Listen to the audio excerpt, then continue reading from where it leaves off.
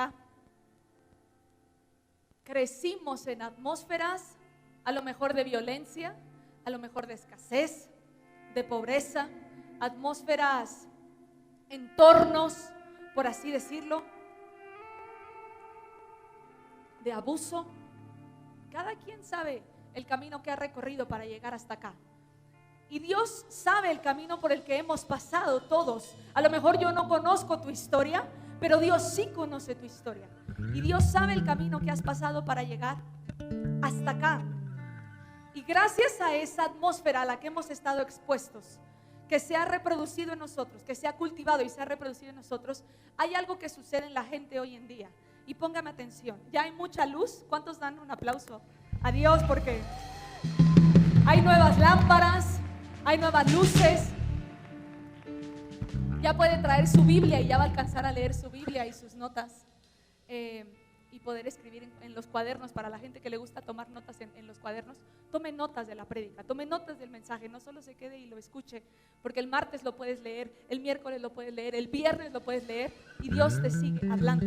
Pero entonces, crecimos en entornos difíciles, crecimos con situaciones complejas, y eso creó en nosotros una mentalidad que hoy podemos ver en el mundo. Y es como que el mundo es como si fuera una jungla. Diga conmigo, jungla. Y la gente está en el mundo luchando por sobrevivir todos los días.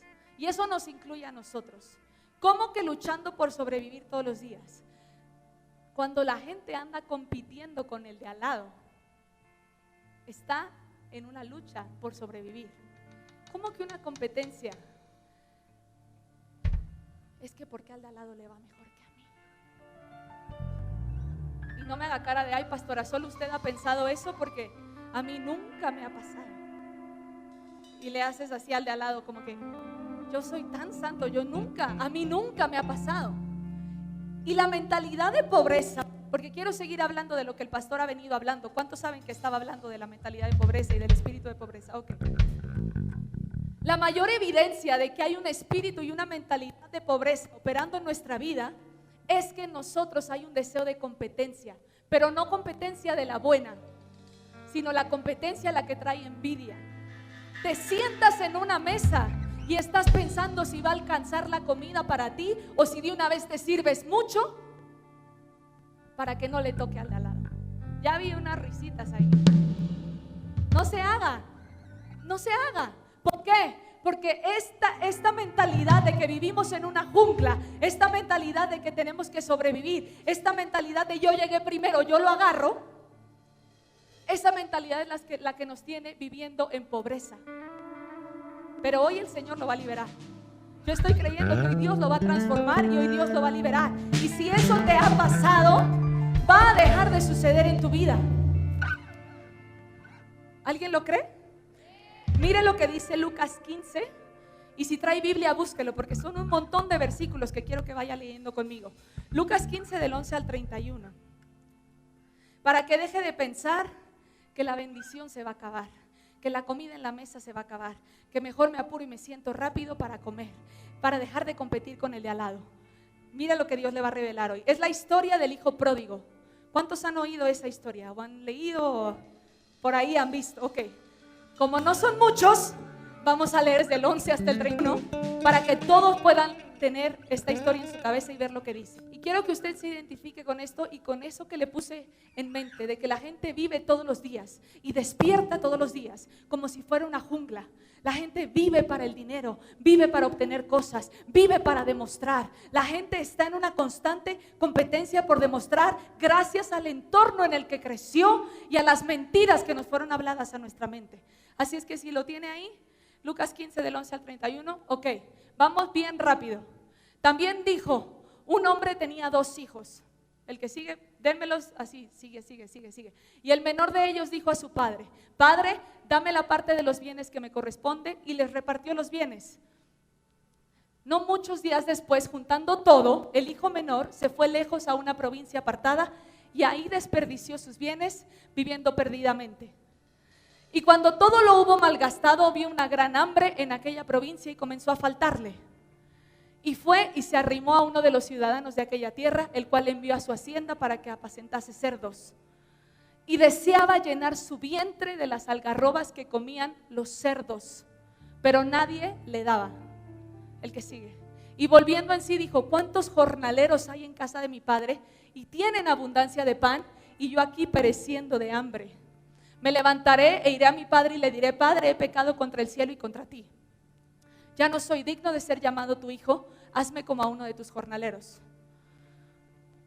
Y levantándose vino a su padre, y cuando aún estaba lejos lo vio su padre, y fue movido a misericordia, y corrió y se echó sobre su cuello y le besó.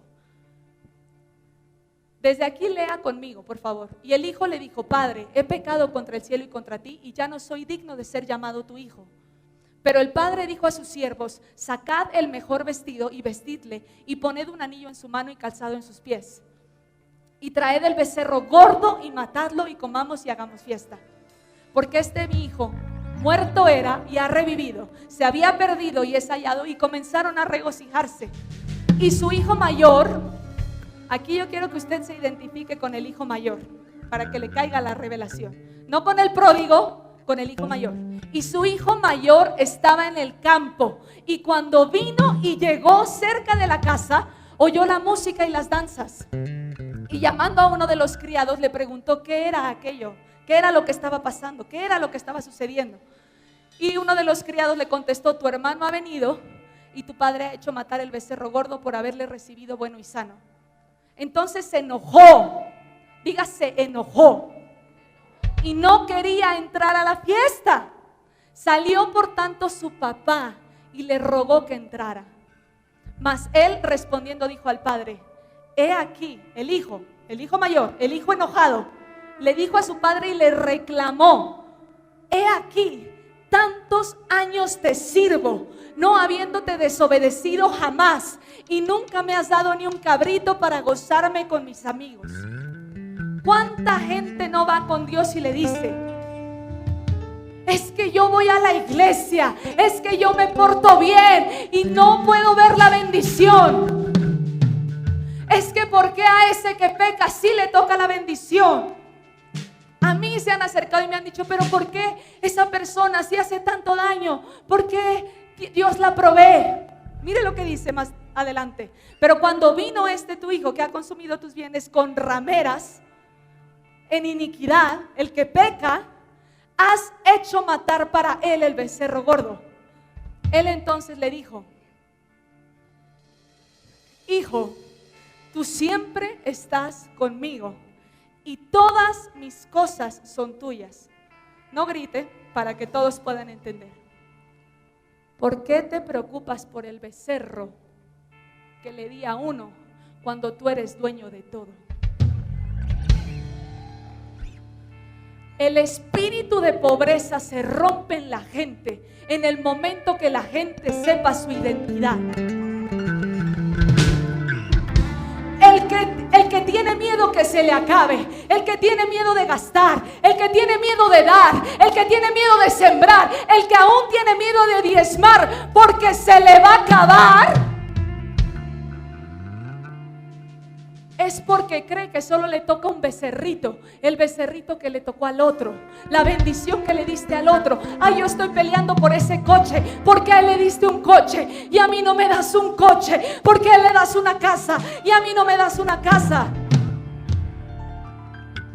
Y el Padre te grita y te dice: eres dueño de todo. Eres dueño de todo. Ojo, ¿cuál es la condición para ser dueños de todo? Porque hay gente que va a decir: ay, sí, pastora, qué bonito suena eso, pero yo no lo veo. Tú siempre estás conmigo. Si no oras, si no pasas tiempo con Dios, ¿cómo vas a saber que eres dueño de todo? ¿Cómo vas a tener la evidencia que eres dueño de todo? ¿Cómo vas a caminar como el dueño del campo? La iglesia cristiana tiene un problema. Creen que son los jornaleros. El hijo pródigo, el que se fue, ¿contra quién se comparó? Contra los jornaleros. Contra el jornalero. Es que tengo que hacer para ganar, es que tengo que sacrificar, es que tengo que... No, es que es tanto lo que tengo que hacer. Cuando Dios dice, si solo supieras quién eres, te darías cuenta que tu Padre es dueño de todo. La Biblia dice que Él es dueño de todo, del oro y de la plata. A veces nos asombra ver gente muy rica. ¿Y por qué no te asombras cuando ves a Dios? Y a un Dios tan lleno de todos los recursos. ¿Sigue aquí o ya lo perdí? Oiga, yo sé que duele, porque este es un lugar de donde a mí Dios me sacó. Y por eso me atreví a predicar esto. No se ofenda, porque no importa el estatus social, la clase social, la cantidad que tengas en el banco, el trabajo o el título que tengas, todos podemos estar viviendo en pobreza, en mentalidad de pobreza. No importa quién eres, no importa tu apellido, todos podemos estar viviendo así, comparándonos con el de al lado, sin darnos cuenta que somos dueños de todo. Anótelo ahí para la gente que anota, y lo tengo así en esta frase, y hasta lo puede poner de fondo de pantalla para que deje de luchar de esa manera. La revelación de nuestra verdadera identidad destruye el espíritu de pobreza en nuestra vida. La revelación de nuestra verdadera identidad destruye el espíritu de pobreza en nuestra vida. Como el padre le contestó a su hijo: deja de preocuparte por el becerro. ¿Sabes qué es Dios diciendo? Lo material es material. Lo voy a repetir, lo material es material. Para Dios, ¿qué es darte un carro? Para Dios, ¿qué es darte una casa? Para Dios, ¿qué es proveerte ese trabajo? Para Dios es nada. Lo material es material. Y todo esto se filtra en todos los aspectos de nuestra vida. Hay competencia incluso dentro de la iglesia por posiciones. Hay competencia en el trabajo, que a este ya lo ascendieron, que a este no lo ascendieron. Hay competencia en la familia. La gente que está consumida por la envidia es gente sin identidad, es gente que no conoce a Dios. ¿Sabe lo que es envidia? Y mientras yo estudiaba, el Señor y el Espíritu Santo me reveló lo que significa la envidia. Envidia, creer que Dios ha dejado de ser bueno simplemente porque fue más bueno con la otra persona. ¿No entendió? O siente, levánteme la mano si entendió, pero si de verdad entendió. Ok. Envidia es que Dios dejó de ser bueno para ti porque creíste que fue más bueno con el de al lado. Dios no puede dejar de ser bueno. Pero tenemos tantos patrones de nuestra infancia que creemos que Dios es el padre que nos abandonó, que creemos que Dios es el que miente, que creemos que Dios está mintiendo cuando habla de su naturaleza. Es que no puede ser tan bueno, es que no puede ser tan fiel, es que no puede ser tan constante, porque toda la gente que he conocido ha sido una basura de personas. Pero cuando la palabra de Dios enseña que Dios es santo, ¿sabe lo que significa santo? Cortado y separado. Escuche, Dios no tiene con quién compararse. No es que sea mejor que alguien más, es que está en otra categoría. Diga otra categoría. Diga fuerte, otra categoría. Y le voy a reventar los sesos con esto. Porque Dios es santo.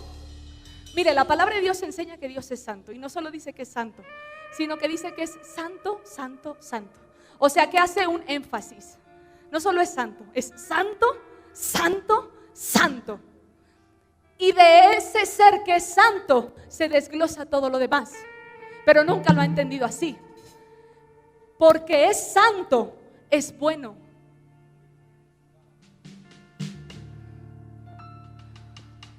Porque es santo, es fiel y es constante. Se lo demuestro. Una persona santa no puede mentir. ¡Ah! ¿Será que Dios iba a cumplir su promesa? Una persona santa no te puede mentir, no te puede engañar. Lo que dijo lo va a cumplir. Porque es santo, es bueno. Porque es santo no te miente. Porque es santo no te engaña. Porque es santo, no abandona. Porque es santo, no tiene rencor contra ti. Y la iglesia vive atada en una culpa. ¿Será que Dios ya me perdonó? ¿Será que Dios me está oyendo? Es santo. No tiene rencor contra ti. No puede tener rencor contra ti. No puede tener algo en contra de ti. Porque santo, es bueno. ¿Está aquí? ¿Está entendiendo lo que le estoy diciendo? Porque esta es una gran revelación para saber quién es Dios y acercarte a Él y decir: wow, es verdad. No solo eres santo, santo, santo. Es imposible para ti mentir. Es imposible para ti abandonar. Eres constante, eres verdadero, eres fiel. Pero todo esto es porque eres santo.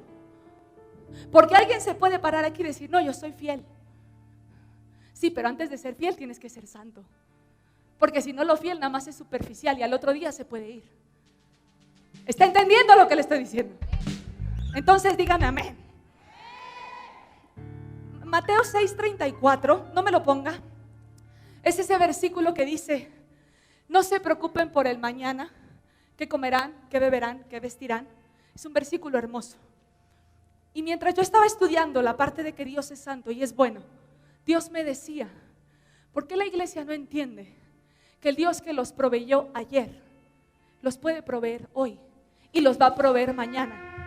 La gente está: ay, es que me da miedo abrir mi negocio, es que me da miedo comprar esa casa, es que me da miedo dar ese paso, es que me da miedo comprarme esa ropa bonita porque se me va a acabar. Entonces Dios nada más te proveyó un día, pero ya mañana ya no te va a proveer. ¿O cómo funciona? Porque el Dios que yo conozco es un Dios constante. Diga constante. Constante. El mismo Dios que me proveyó ayer y que me demostró su sobrenaturalidad y que me demostró en este lugar cómo a gente le canceló deudas, cómo a mí me ha cancelado deudas, cómo ha pagado hipotecas, cómo ha dado contratos sobrenaturales, cómo abre puertas. ¿Por qué dejaría de hacerlo mañana y pasado mañana y la próxima semana y el próximo mes? ¿Qué clase de Dios conocemos? A un Dios que hemos humanizado, que creemos que es como nosotros, que hoy te dice que sí, pero a lo mejor mañana no hay y no te va a poder dar. Lo chistoso es que Dios mañana sí va a tener, y pasado mañana va a tener, y la próxima semana va a seguir teniendo, y se puede acabar el mundo y todo lo que conocemos, y Dios va a seguir teniendo. ¿Alguien está aquí? Filipenses 4:19.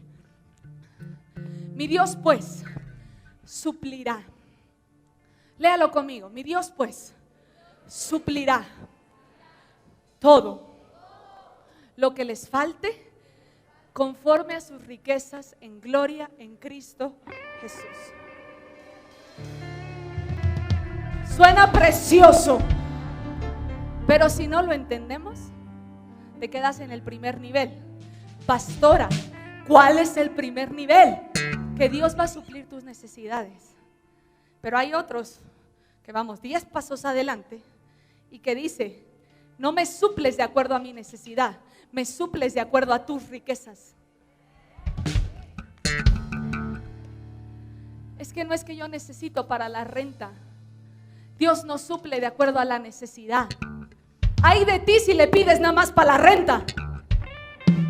Porque puedes pararte un día en la mañana, ir delante de su presencia y decir: sé quién soy, sé que soy dueño de todo, y te pido que así como está escrito, suplas esta necesidad, pero no solamente conforme al tamaño de mi necesidad, sino conforme al tamaño de tus riquezas.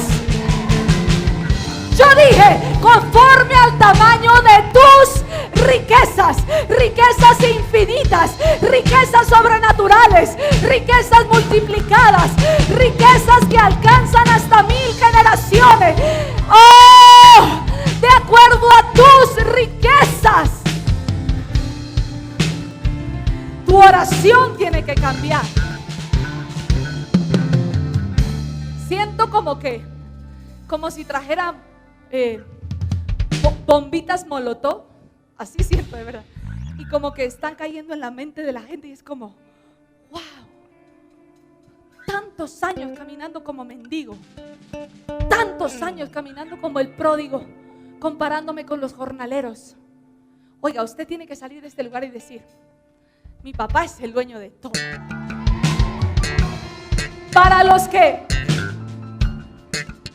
Para la gente que tiene la fe medio débil, por no decir religiosos, esto suena a arrogancia, pero es todo lo contrario a arrogancia, es identidad. Qué triste para Dios saber que es dueño de todo. La iglesia está luchando y que la iglesia está en miseria. Imagínese que usted es millonario y que su hijo luchando, mendigando, y tú dices, hijo, déjame ayudarte. Hijo, ven, te pongo la casa. Hijo, ven. Piénselo, la gente que tiene hijos, así está la iglesia y así está Dios tratando de ayudarte, y dices, es que Dios no me oye. Es que el milagro ya está dentro de ti. ¿Cuál es el milagro? ¿Cómo que el milagro está dentro de mí?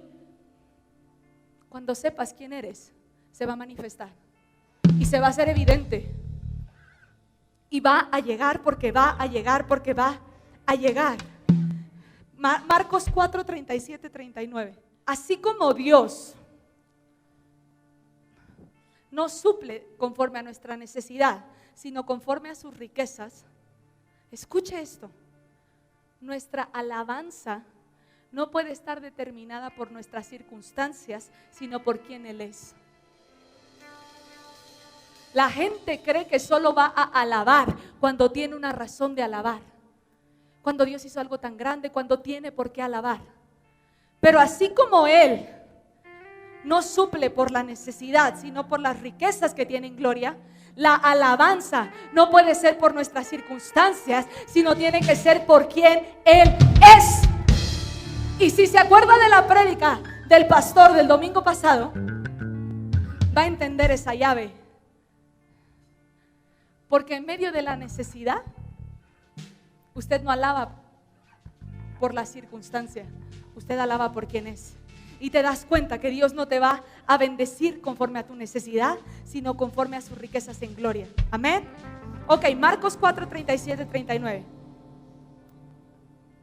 Ahí le va otra bomba.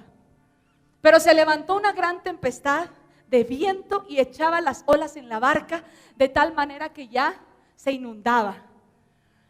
Y él estaba, ¿quién? Jesús. Jesús estaba en la popa y estaba durmiendo sobre un cabezal.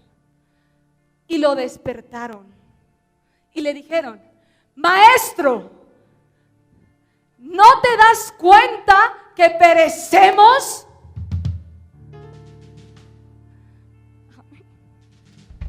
Muchas veces vamos y oramos así. Dios, ¿no te das cuenta que ya no puedo más? Y Jesús estaba en la popa durmiendo. ¿Y qué sigue? Y levantándose. Este versículo a mi esposo le encanta y siempre lo predica. Pero ahí te va. Y levantándose reprendió al viento y dijo al mar, calla, enmudece. Y cesó el viento y se hizo grande bonanza y se puso bonito el día. ¿Qué es lo que Dios me reveló con esto? Pongan mucha atención y ahora lo anota. Primero póngame atención y lo anota. Una persona solamente tiene autoridad sobre la tormenta en la que tiene paz. Jesús pudo tener autoridad sobre esa tormenta porque tenía paz en la tormenta. Si Jesús se hubiera parado con el mismo miedo con el que estaban los discípulos y se hubiera dejado contagiar por el miedo de todos los discípulos, no le hubiera podido decir a la tormenta, cállate. ¿Qué quiero decirle con esto? Rápido, Job 3:25. Si hay gente en este lugar que tiene miedo a abrir el negocio, miedo a dar ese paso, miedo a que Dios te provea, miedo a las riquezas, miedo a la provisión, miedo a tocar esa puerta, miedo a ese trabajo. Job 3:25 dice, el temor que me espantaba me ha venido y me ha acontecido lo que yo temía.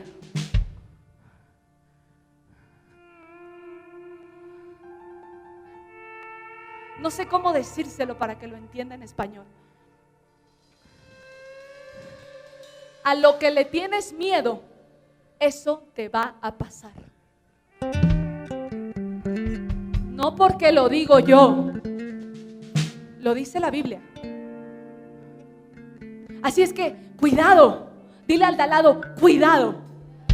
Pero dile, cuidado. Deja de jugar con pensamientos de miedo. Es que si me enfermo, es que si me quedo pobre, es que si lo pierdo todo, es que si el negocio fracasa, es que si no me dan lo que estoy esperando, es que si me engaña, es que si me divorcio, es que si les pasa algo a mis hijos, es que yo no me permitiría, es que si alguien los toca, es que si los secuestran, es que si me asaltan. Deja de jugar con pensamientos de miedo, porque toda autoridad se pierde cuando tienes miedo. Estás en medio de la tormenta, situación difícil, sea la que sea, el escenario por el que estás pasando. Si no tienes paz en medio de esa tormenta, no vas a tener autoridad sobre esa tormenta. La perdiste, porque el miedo empodera al diablo. Anótelo. Cada vez que tienes miedo, estás empoderando a Satanás. El miedo es la fe en el lugar equivocado, fe en un reino equivocado, en un reino de tinieblas. Eso es miedo. Para que no crea que nada más era un pensamientito así que se me metió. Satanás necesita que tengas miedo, porque en el momento que tuviste miedo, perdiste la tormenta, se te inundó la barca, te moriste ya. El temor empodera a Satanás. Dígalo, el temor empodera a Satanás. Dígalo sin miedo. Imagínese gente teniéndole miedo, cristianos, pastores teniéndole miedo a los demonios. ¿Qué autoridad sobre qué tormenta, hermano? ¿Está aquí conmigo? Así como Dios es amor, Satanás es temor. Es el arma más fuerte que él utiliza. Donde veas miedo, ahí está Satanás. Se lo voy a repetir. Donde veas miedo, ahí está Satanás. Entonces, ¿qué pasa? ¿O qué vine a decirte? Porque no te voy a dejar en miedo. Le voy a decir una de las mayores llaves de guerra espiritual, de fe, de cristianismo, de milagros, de sanidad, de provisión, como usted la quiera tomar.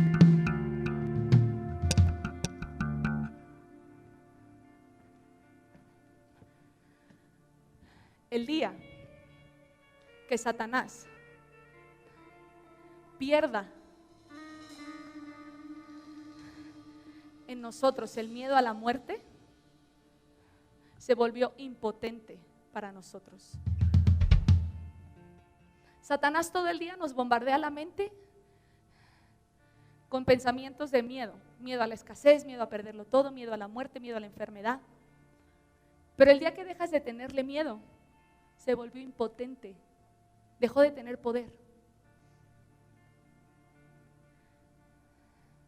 Por eso le dije que es la mayor llave para la provisión, para la sanidad. Y si no me sano, y si esto no funciona, y si me muero de esta enfermedad. ¿Quieres quitarle todo el poder al enemigo? Todo el poder de Satanás está en el temor. Todo. No lo tiene en otro lugar. Escuche lo que le estoy diciendo. Todo el temor que el enemigo tiene, lo tiene en el temor. Todo el poder que él tiene, lo tiene en el temor. Una vez que dejas de tener miedo, se volvió impotente. ¿Qué significa impotente? Sin poder. Sin poder. Se volvió impotente en tu vida.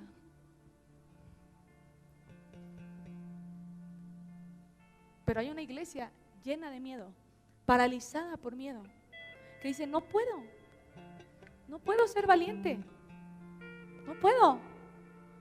Me da miedo mi esposo, me da miedo mis hijos, me da miedo que se vaya, que se divida, me dan miedo tantas cosas. el día que dejes de tener miedo, le vas a quitar todo el poder sobre tu vida.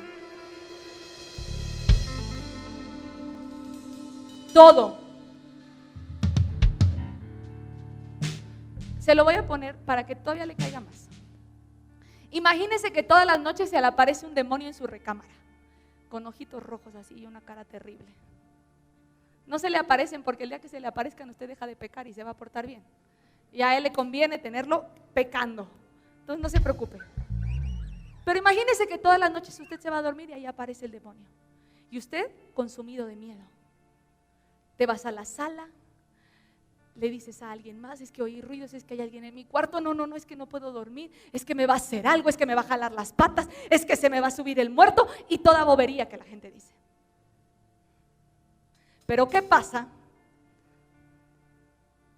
si te metes a tu cuarto, está ahí y le dices buenas noches?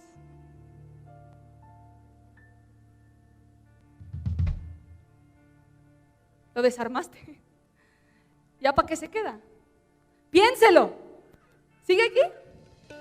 Lo desarmaste, le quitaste todo el poder, lo volviste impotente.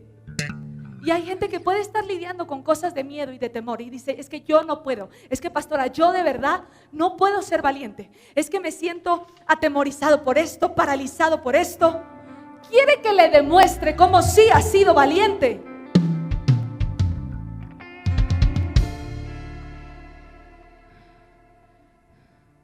Para muchos estar acá es valentía.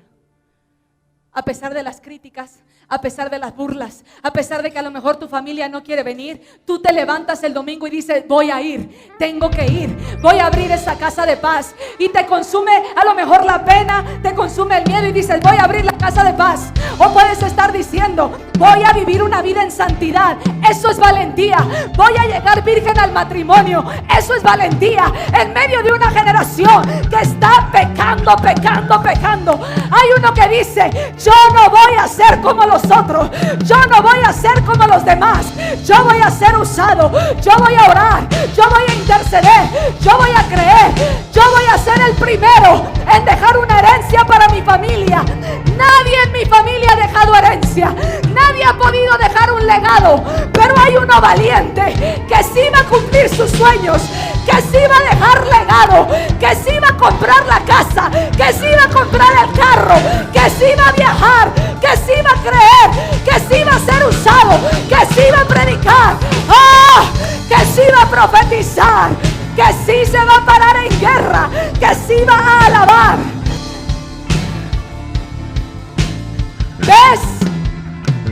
¿Ves cómo sí has sido valiente? Y donde has sido valiente, has visto el fruto y cómo Dios se ha empoderado donde eres valiente. ¿No entendió? El temor empodera a Satanás, pero la valentía empodera. Y no que Dios se va a hacer más poderoso, Él ya es muy poderoso, pero en nosotros Él se va a empoderar cada vez que eres valiente. Yo dije, cada vez que eres valiente, y todos los días hay una oportunidad para ser valientes. Corro, Romanos 16:20. Hay algo en la valentía. Es que el diablo no puede contra los que son valientes. Hay algo en la valentía que le dice, estás vencido, buenas noches, ya me voy a dormir, lárgate. Hay algo en la valentía que le dice, estás vencido, no te creo, eres bobo, eres mentiroso. Solo soy yo la loca que le dice buenas noches. Mire esto, es que yo amé este versículo cuando estaba estudiando. Mire quién es el que aplasta a Satanás, el Dios de paz. Porque Dios sabe que Satanás es temor y que la manera de vencerlo es paz. Paz, paz, diga paz. No se puede ser cristiano y vivir en temor, no concuerda. Incluso la palabra de Dios enseña que la gente miedosa está a la par del homicida. Así de grande para Dios es el pecado del del miedosito, Hágale así. Así de fuerte. Por eso le digo, no esté jugando con pensamientos de miedo. Mateo 11:12, y con esto cierro para ministrar. El reino de los cielos sufre violencia y los violentos, lo arrebatan. Pastora, entonces sí es como que una jungla, como dijiste al principio. Sí, pero nuestra jungla se ve diferente a como la gente de allá afuera ve la jungla. El de allá afuera está compitiendo por ser más que otro, por ganar más que otro, por más posición. Híjole. ¿Saben nosotros cómo vemos la jungla? ¿Cómo vemos la carrerita? ¿Cómo vemos la pelea? ¿Sabe cómo? Imagínense que esta es la jungla. Aquí inicia la carrera. Todos salen corriendo para competir, para ganar.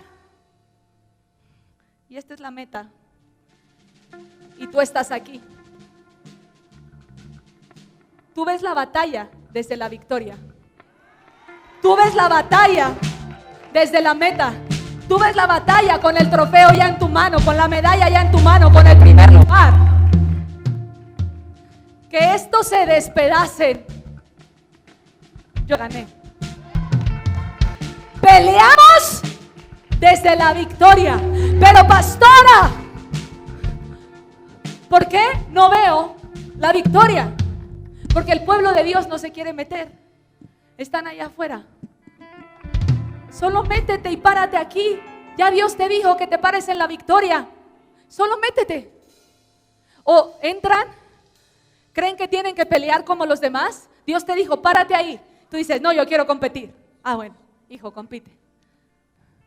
Dios te dijo, párate aquí. Estás compitiendo y dices, ay, no, está bien difícil, ya me voy. Y quiere que le diga lo más triste. La palabra de Dios enseña en Efesios acerca de la armadura de Dios y de lo que tenemos que usar para entrar en la batalla, en la jungla, en la pelea de toda la gente, del diablo, en el mundo espiritual, todo.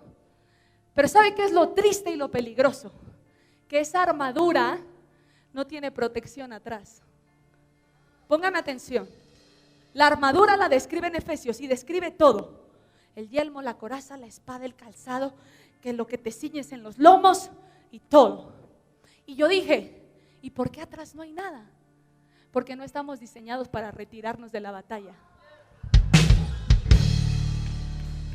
Se lo voy a repetir. No estás diseñado para retirarte, porque si te retiras, quedas susceptible a que te disparen en la espalda. Por eso la gente la pasa tan duro. Por eso la iglesia la está pasando duro. Por eso la pasas difícil, porque viniste y dijiste, no, estaba muy difícil y te retiraste. Por eso el pueblo de Israel estuvo 40 años en el desierto, en lugar de atravesarlo en 11 días. Porque la gente no se quiere meter en batallas. Y cosas que te iban a tomar 11 días, te están tomando 40 años. Escuche, cosas que te tomaban 11 días de orar, de ayunar, de interceder, de meterte en una batalla y desde la victoria declarar esa bendición, te toma 40 años hacerte de una casa. Te toma 40 años ver la bendición de Dios. Te toma 40 años que tu hijo venga. 11 días. Por gente que no quiere entrar en la batalla. O que entró y se retiró. Pero anótele ahí. La armadura no tiene protección acá atrás. No fuimos diseñados para retirarnos. Y sabe, Filipenses 4:9, ¿sabe quién fue la persona que nos modeló? Que de las batallas no nos podemos retirar. Y cómo se ganan las batallas, sobre todo y sobre todo, Jesús. No puede ser ese que se rinde. No puede ser ese que tira la toalla. En tu familia, en tus finanzas, en tu negocio. No puede ser esa persona. Mire lo que dice el versículo. Si estás allá atrás, léelo en las pantallas, si no, léalo aquí. lo que aprendiste y recibiste y oíste y viste en mí, esto haz. Y el Dios de paz, ¿quién es el Dios de paz? El que decía el otro versículo que iba a aplastar a Satanás. Ese Dios y el Dios de paz estará con ustedes.